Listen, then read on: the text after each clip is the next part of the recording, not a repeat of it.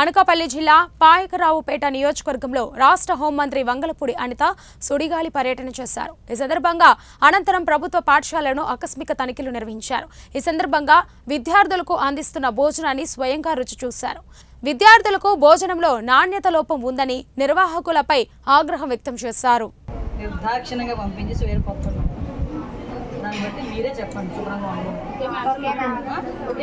చెప్పండి, నేను మీ గురించి ఇది గవర్నమెంట్ ఇస్తున్న సొమ్ము, మీకు ప్రాపర్ ఫుడ్ కావాలి. ముఖ్యంగా ఆడపిల్లలకి ఎదిగే వయసులో ప్రాపర్ కనుక న్యూట్రిషన్స్ లేకపోతే రేపు పొద్దున చాలా ప్రాబ్లమ్స్ ఫేస్ చేస్తారు.